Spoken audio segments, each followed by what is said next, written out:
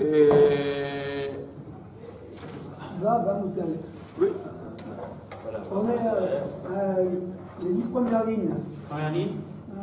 Il y a 2 points. 1, 2, 3, 4, 5, 6, 7, 8. La 8e ligne d'en haut de la page, il y a 2 points. Il y a 2 points, il y a 9 lignes. Oui, j'ai vu, ça y est. Mafrishin Kohen Gadol. On avait dit qu'on met de côté, on va isoler le Kohen Gadol avant le service Yom Kippour. La Gemara demande Lama Mafrishin. Pourquoi est-ce qu'on met de côté? Pourquoi on met de côté le Kohen Gadol? La Gemara demande Lama Mafrishin. Tu me demandes pourquoi on le met de côté? Que d'Amrin, comme on a déjà dit, il est Rabbi Yochanan que il est. Si on va selon Rabbi Yochanan, c'est comme son raisonnement.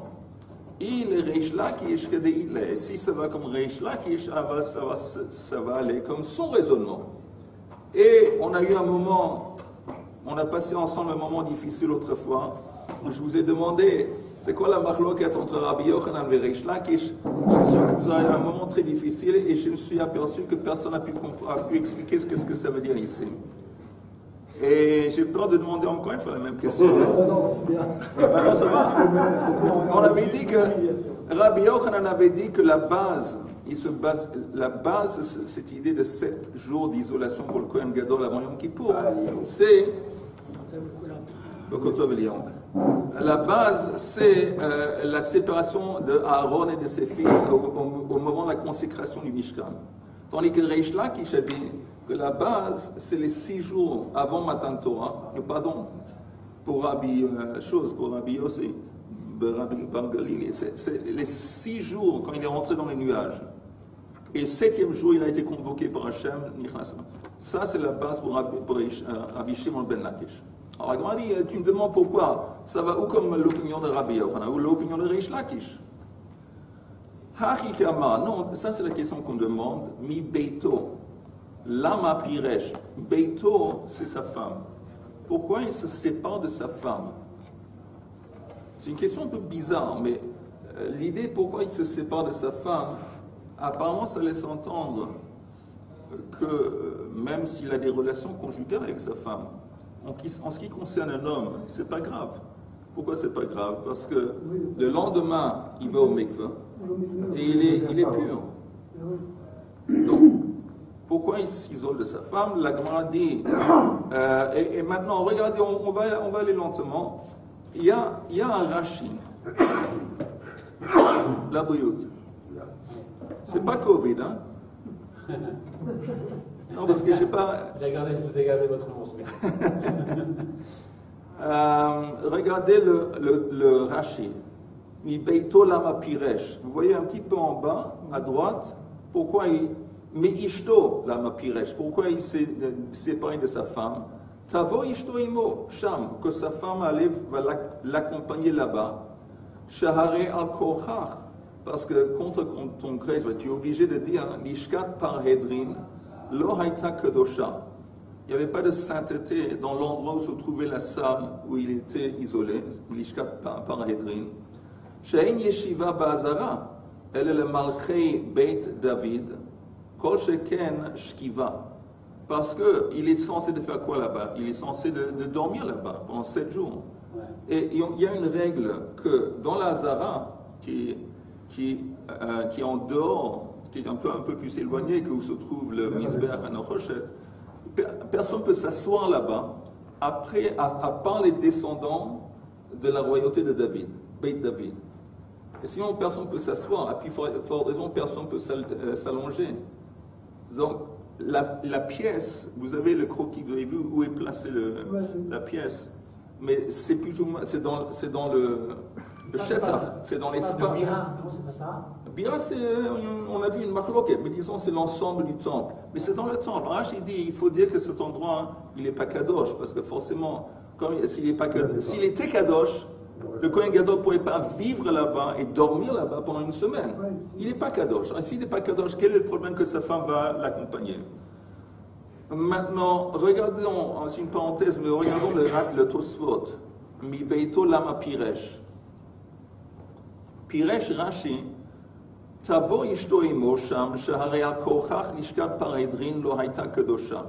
Shein yeshiva bazar, kol sheken shkiva. Il cite le Rashi. Le kashelan, et tout ça dit, c'est difficile ce que Rashi dit pour nous. De nehi de lo kadisha, que kedushat azara, je veux bien que ça n'a pas la sainteté, la kedusha de la cour. Mikol makom, que harabayt aita, mais au moins, cet endroit, la salle, elle avait la kedusha de harabayt. Encore une fois, ce n'est pas considéré comme faisant partie de la cour, ce n'est pas la kedusha de la cour. Donc on peut s'asseoir là-bas, on peut s'allonger là-bas, mais ça a la kedusha de harabayt. De ce dit. D'amrinen beperek parat chatat dans Zvachim. De kol harabayt machane leviyahu. Le statut de harabayt, c'est considéré comme machane leviya. Vous entendez? Il y a machane shrina. Il y a machane shrina. On va voir si c'est seulement. Disons c'est le heichal. C'était valable dans le désert, ça. Oui. Non, dans le temple aussi. Alors il y a machane shrina, il y a machane levia et il y a machane Israël. Et tout l'ensemble du temple, c'est considéré comme machane levia, les Lévim. Le Baal Keri est no rachai likenes b'machane levia. Et quelqu'un qui a eu des relations conjugales, et il n'a pas le droit de rentrer dans Machane Levia. Zav vekol zav. C'est écrit dans la Torah, kol zav. Le mot kol zav, au lieu de dire zav, on dit kol. Chaque zav, qui en plus apparemment, pourquoi il s'écrit les rabots Balkeri? Ce n'est pas seulement le zav qui ne peut pas rentrer dans Machane Levia, c'est aussi le Balkeri. Donc, Tosfot dit, je veux bien que Rashi, que cette chambre, cette pièce où va résider le Kohen pour une semaine, ce n'est pas considéré comme faisant partie de la cour de la Hazara. Mais en attendant, ça fait partie de Harabayt. Et Harabayt, Machane Levia. Et s'il va avoir des relations avec sa femme, il a Balkeri, interdiction. Alors, comment la Gemara dit qu'il n'y a pas de problème que sa femme va l'accompagner pendant une semaine là-bas? Bon, le problème, pourquoi on parle de lui, pas de sa femme? Puisqu'on parle de sa femme, restons sur la femme. Elle peut être nida, elle peut brutalement être nida. Attends. Brutalement. Puis elle pourrait devenir nida, mais en attendant, on parle d'une façon normale. Si, on va en parler tout de suite. Elle a yesh le faresh Tosfot, mi beito. Lama Piresh, pourquoi il s'isole de sa femme? Havelan le meima, shiafrishuhu, le mechila achat beharabayt. D'amrinam perek et solin, de mechilot lonit katshu. Le Tosfot dit qu'il y avait des tunnels souterrains, sous le temple.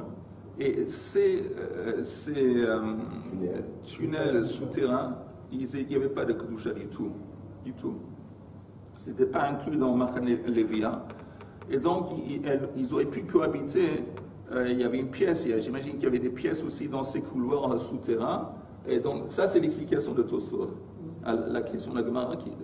Mais en attendant, on retourne à la Gemara. La Gemara demande pourquoi est-ce qu'il s'isole de sa femme, même s'il a des relations conjugales avec sa femme. Ben, c'est pas l'honorant. Le lendemain, il va au mikvah. Il y a une autre question. Mais ça veut dire quoi, le lendemain, il va au mikvah? Mais qu'est-ce qu'il faisait la semaine pendant l'isolation? Il était en train, entre autres, de se préparer pour Yom Kippour. Vous savez quoi, se préparer? Non, pas seulement ça. Pas seulement ça. La pratique. Il y avait des fois il rentrait dans le temple, il faisait le service. Bien sûr, il n'y avait pas exactement les offrandes qu'il était censé d'offrir Yom Kippour. Mais il faisait d'autres choses qu'il était censé en plus de faire Yom Kippour. Donc il s'entraînait. Il était censé de temps en temps pendant ces 7 jours de travailler et s'entraîner et s'habituer au service dans le temple. Même si tu me dis qu'il a cohabité avec sa femme, mais c'est pas évident peut-être. Il faut y prendre dans un esprit de Kloucha. Non, il doit aller au mikvah. Il doit aller au mikvah. Même le bébé, pendant ces 7 jours-là, oui. C'est exactement le même truc que j'ai dit l'autre jour. Pendant ces 7 jours-là, il sait qu'il est consacré à ça. Il n'a pas besoin de penser ni à sa femme, ni aux relations, rien du tout. Il est consacré à ça. Mais là, d'ailleurs, il y a un truc qu'on lui donne une autre femme pendant ce séjour. Dans le cas où. Alors, qu'est-ce qu'il fait avec sa femme? Il a des rapports avec cette femme ou c'est simplement. non, pas du tout. Il est marié, il ne veut pas avoir des relations. C'est une couverture. Dans le cas extraordinaire où sa femme est décédée, le jour du Yom Kippour, on a une femme stand-by tout de suite. Là, pour la femme, on dit Ariad Israël, et sur le coup, il épouse la deuxième. Et comme ça, il peut continuer à faire le service parce que c'est une condition de base. Le Kohen Gadol, il doit être marié. Oui, mais il faut qu'il ait une femme. Il faut qu'il ait une femme. Oui, mais alors, cette deuxième femme-là, est-ce que lui doit consommer le mariage ou pas? Non. Alors, c'est pas sa femme. C'est facile. Si elle finit sans qu'il la touche, c'est pas sa femme. Tu entends? Attends une seconde. Bon, on avait appris ensemble que Ishan, on peut acquérir une femme à travers trois choses. Kesef, Bia, Beshtar. Alors, il lui donne un Kesef. Et c'est sa femme. Non. C'est sa femme. Mais c'est sa femme, de toute façon, c'est possible que quand on dit c'est sa femme à part entière. Et si elle veut, après qu'il lui a donné un kesef ou un shtar, c'est sa femme à part entière, ça veut dire quoi? Qu'elle a besoin d'un guet pour se séparer. Bah ouais. Non, c'est possible qu'elle a un statut de haroussa, et pas de nessoua, c'est pas évident, je ne sais pas exactement, mais quoi que ce soit, ça, c'est ce qu'on va faire. Mais de toute façon, on retourne à la Gemara, à la question que demande la Gemara. Alors, encore une fois, on dit que Mibeito lama piresh, Tanya Rabbi Yehuda ben Beter Omer, Shema timsa ishto safek nida, veyavo alair. Peut-être, pendant cette semaine, il va voir que sa femme est peut-être nida, peut-être non. Et néanmoins, il va avoir des relations avec. Et s'il va avoir des relations avec une femme qui peut être nida, alors ça impacte bien sûr sur sa capacité de servir. La Gemara répond, Atu bereshie yaskinen, est-ce qu'on parle de Reshaïm? Si sa femme a un safek nida, c'est ceux qui n'ont pas le droit d'avoir des relations avec. Alors c'est quoi cette hypothèse? Elle a shema yavo alishto vetimatse safek nida. Plutôt, on parle d'un cas où il risque d'avoir des relations avec sa femme qui est pure, qui est terrora. Et après les relations qu'ils ont eues, elle fait une bdika, elle voit qu'il y a du sang. Alors là, il n'a aucunement fauté. Mais il y a rétroactivement une question. À partir de quel moment cette femme a été nida? Peut-être elle était nida au moment même qu'ils étaient ensemble. Alors là, ça veut dire qu'il a un statut de Boel Nida. Et là, il devient Midomaita. Oui, ça fait que Boel Nida, mais il devient Tamé pour 7 jours. Ça c'est le problème. C'est pour ça que cette femme ne va pas l'accompagner. Parce qu'on veut éviter cette situation rarissime où il s'avère que c'est possible qu'elle était nida au moment qu'ils ont eu des relations ensemble. Et ça va impacter sur le monsieur.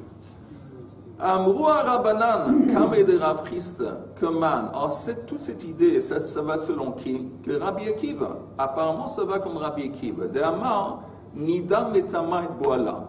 Parce que c'est Rabbi Akiva qui dit que si un homme a des relations avec une Nida, il est, dans le cas de figure, encore une fois, où on voit qu'elle a du sang après les relations. Alors on dit que lui, il est tamé pendant 7 jours. C'est comme Rabbi Akiva. De Irabanan, parce que si c'est comme Rabbanan, Ha-Amrei Ein Nida Metamai Boala. Eux, ils n'ont pas du tout. Ce n'est pas le cas. Maintenant, regardons un Rashi ensemble. Le Rashi qui dit... regardez le Rashi qui dit El Hashem yavo al-isho v'achar timatse safek nida. C'est plus ou moins les dernières quelques lignes de la Gemara, au côté droit. Voilà. El Hashem yavo al-ishto v'achar timatse safek nida. Vous l'avez en bas. Richard, tu l'as? Je cherche. Tu l'as? Tu l'as ou pas? Oui, Tu es sûr? Je te montre si tu veux.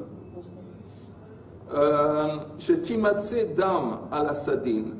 Chez Kinchabo, ça veut dire quoi? Qu'elle risque de voir des traces de sang sur le morceau de tissu qu'elle s'est nettoyé avec, qu'elle pour faire une déca. On ne sait pas si ce sang est apparu après les relations ou pendant les relations.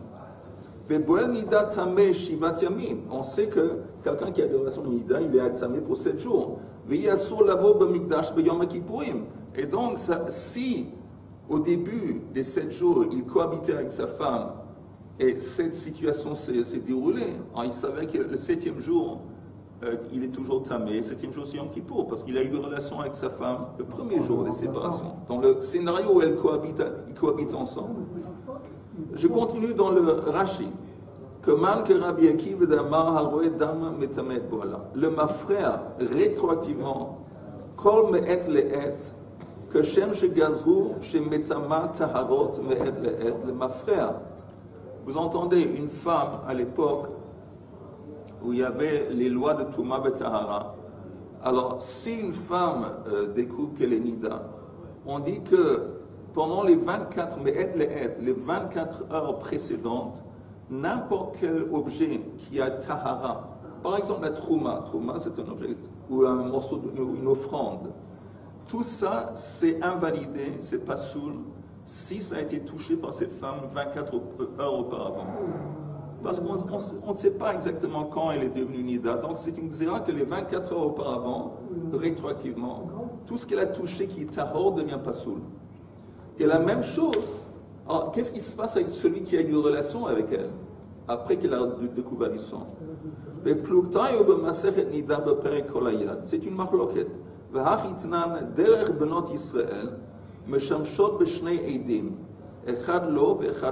Normalement, à l'époque, il y avait, la coutume était que il y avait un homme et la femme, ils avaient un morceau de tissu et ils s'inspectaient après des relations. Aussi bien l'homme que la femme. Oui. L'homme, il s'inspectait, je ne sais pas, sur son brit, et la femme aussi. Nimsa al-shelo, si lui, il s'essuie, il voit qu'il y a un petit peu de sang sur le tissu, alors là, tme'in, shnehem, kol shiva, automatiquement, le couple, les deux, sont tamés pour 7 jours. Parce que c'est évident qu'il y avait du sang au moment des relations. Parce que y a pas, l'homme il ne saigne pas, il n'y a pas du sang qui sort de l'homme. Donc si sur son brit il y a du sang, ça veut dire que ça vient des relations qu'il y a eu auparavant. Moins que. Pardon? Il peut y avoir des saignements. Oui, mais... Nimsa... Kol nimsa al shela. Maintenant, si la femme trouve du sang sur le tissu qu'elle a utilisé, Rashi utilise le mot otium. Et il dit c'est quoi otium? Vehu leshon miyad, leshon yevani. Otium, Rashi dit c'est un mot grec et qui veut dire de suite. Elle trouve, otium, ça veut dire elle trouve de suite sur le tissu qu'elle a utilisé pour s'inspecter du sang. On va en parler. Shekincha beprishat yetziat hashamash miyad tmeim vaday. Maintenant, c'est quoi miyad? De suite, après les relations, et s'inspecter. Si, là, elle voit du sang, les deux, même le mari aussi bien que la femme, sont tamés. Nimsa lachazman, klomar shehichi kabdika tmeim misafek. Veizehu achazman, כדי שתרד מן המיטה ותדיח את פניה של מטה ואחר כך מטמא מעת לעת ואינה מטמא את בועלה. Vous entendez? Mais s'il a fait l'inspection plus tard, c'est quoi plus tard? Si elle a fait l'inspection plus tard, c'est quoi plus tard? Le temps que ça va lui prendre après les relations de descendre du lit, d'aller dans la baignoire, de se baigner. Donc d'aller au bidet. Oui, d'aller au bidet, de se laver en bas et de s'inspecter. Ça prend du temps. Encore une fois, il y a 2 possibilités où quand cette inspection va se dérouler. Un, c'est de suite après les relations. Je ne sais pas, c'est 1 minute plus tard. Et l'autre, disons, c'est 6-7 minutes plus tard. Ok, 6 ou 7 minutes plus tard. Il y a aussi le tissu qu'elle utilise et également l'usage qu'elle en fait.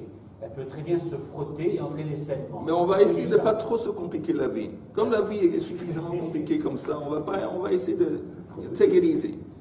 Alors, dans ce cas où elle s'inspectait plus tard, ça a écrit achizman, Alors là, il y a une machloket. V'hachi pirusha. Maintenant, encore une fois, Rashi dit, ואם יותר מכאן שהתה לבדוק, ואחר כך בדקה ומצאה, הרי היא כשאר נשים, לטמא למפרע הטהרות של מעת לעת, ואינה מטמאה את בועלה. שלא גזרו טומאת מעת לעת לעניין הטומאת בועלה, רבי עקיבא מאף מטמאה בועלה. Bref, si l'inspection a eu lieu après les 7-8 minutes, alors là, elle découvre du sang. Alors là, elle va rendre tamé toutes les choses pures qu'elle a touchées les 24 heures auparavant, mais pas son mari. Ça, c'est la différence. De toute façon, c'est des xérotes. C'est un xérat de Rabbanan, cette idée de rétroactivement, on va invalider tous les tarot, ok?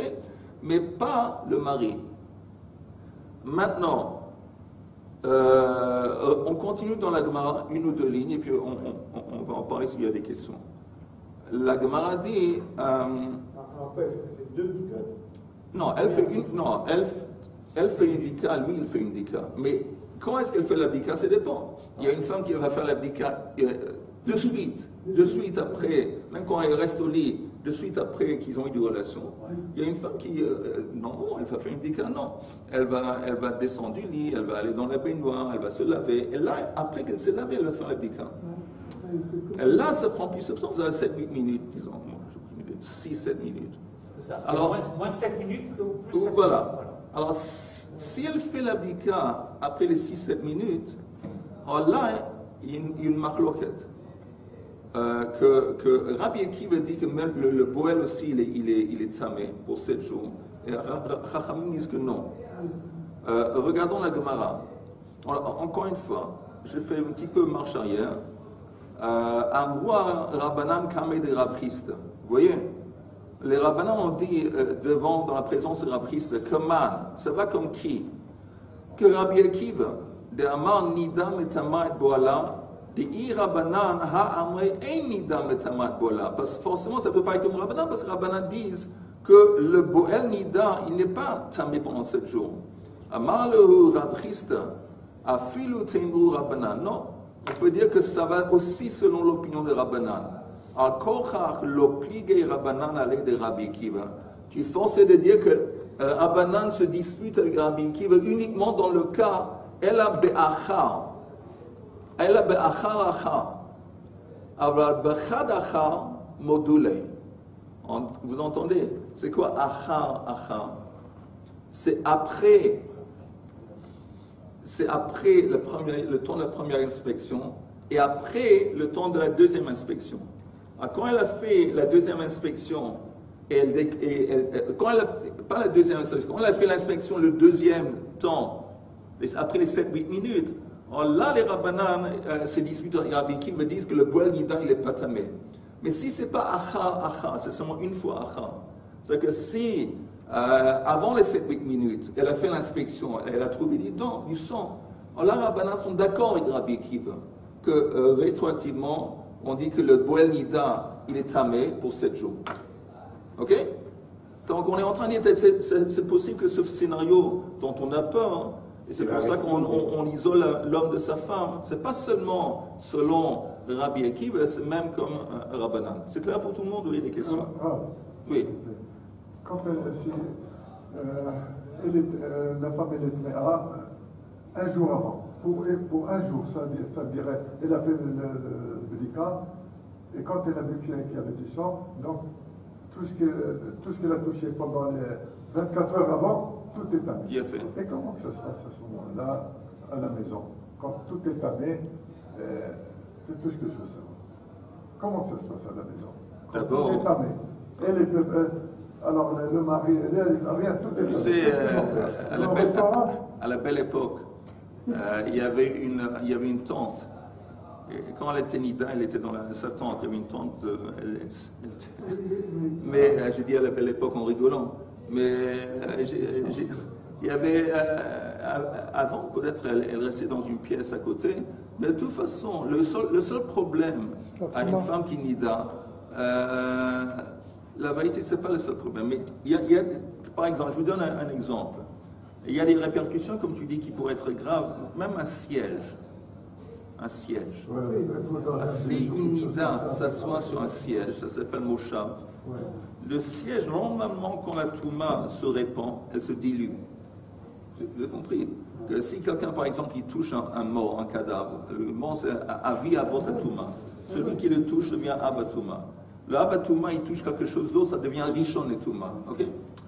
Il y a une des exceptions à la règle, c'est le moshav. Que si une nida, un zav, une zava, s'assoient sur un siège où ils sont, comment on dit, shofrim, ils s'allongent sur un lit, ça devient le même niveau de Touma que le Zav, ça devient Avatouma. Alors, disons qu'il y avait aujourd'hui les lois de Touma Betara, ça laisserait entendre que le siège sur lequel les femmes Nida s'assoyaient, ça devient Moshav, ça devient Avatouma. Et si le siège est Avatouma, après quelqu'un s'assoit dessus, il devient tamé pour la journée. Il doit aller au mikveh la journée. Alors, il y a des complications, pense les autobus, les choses. Alors, il ne sait pas. Non, mais peut-être une réponse à René.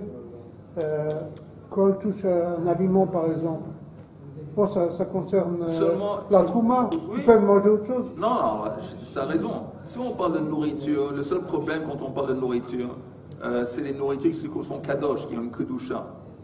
Okay? Comme la trouma ou comme quelque chose qui est censé être une offrande. Mais elle touche une nourriture, chouli, il n'y a pas de problème.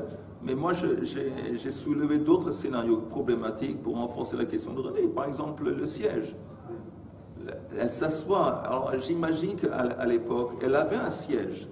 Elle restait sur ce siège. C'était un siège sur lequel elle était assise pendant la semaine qu'elle était nida. C'est-à-dire, Pardon? Katuv al-Kisal ou Yeshevzar. On veut que le Betamikdash qui revienne, il y aura toutes ces lois-là. C'est pas évident ça. Alors, je me rappelle le Rav Steinsaltz, Zichrono Livracha. Le Rav Steinsaltz, je me rappelle, il disait tout le monde parle Mashiach, on attend le Mashiach, on attend la construction du temps. Il dit les gens ne comprennent pas à quel point ça va compliquer la vie. La vie, ça va être pas évident, ça va être compliqué. Ça va être compliqué. En attendant, Bourg Hashem, il y a beaucoup de compensation. Mais ça va être compliqué. Ok, bon. Et donc, du coup, dans l'exemple que vous donniez par rapport à l'autobus, Je sais pas. Mais On va continuer, on continue. Ils ne prennent pas le bus. On va peut-être avoir comme les orthodoxes, les ultras, des bus pour les nidotes et des choses. C'est pour ça qu'ils restent debout. On va voir. Non, ils se mettent devant et les femmes derrière. Oui, ils restent debout. On n'a pas le droit derrière les femmes, mais c'est seulement quand ils marchent. C'est vrai, quand ils sont assis, il n'y a pas de problème. Ok, on continue.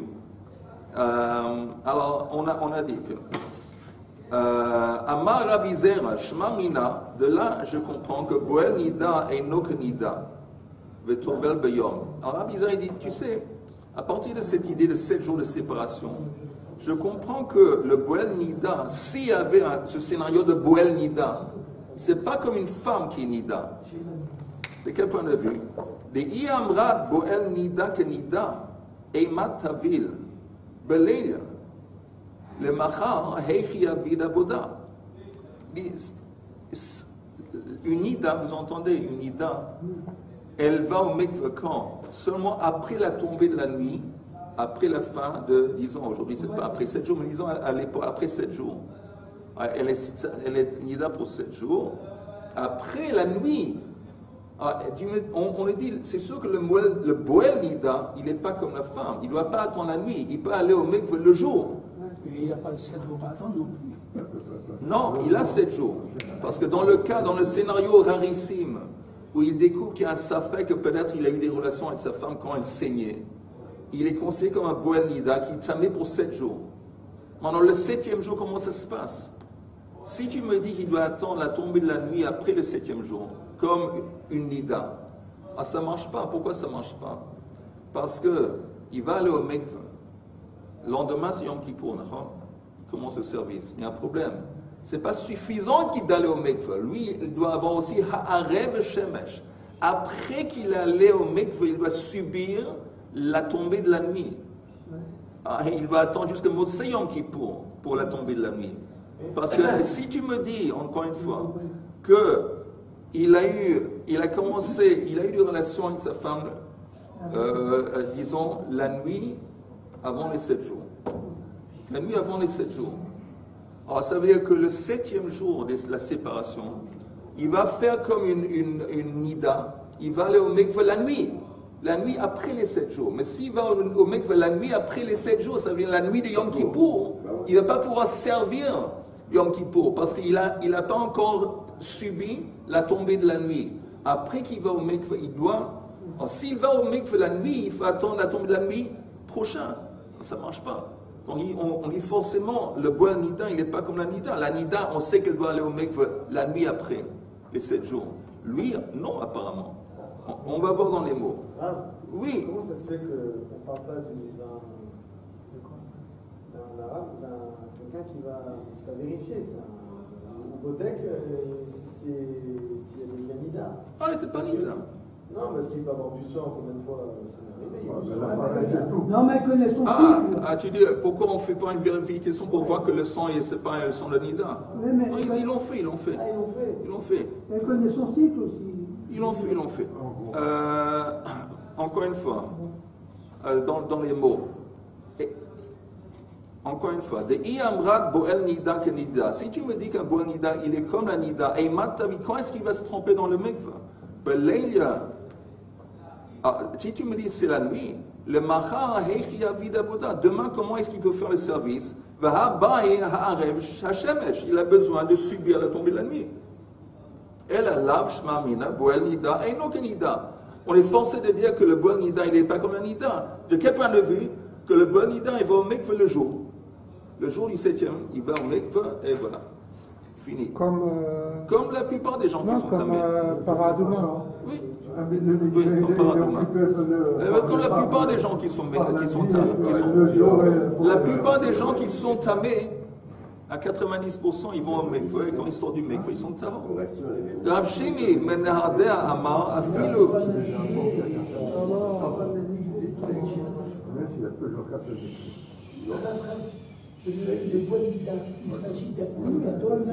Oui, le Kohen Gadol.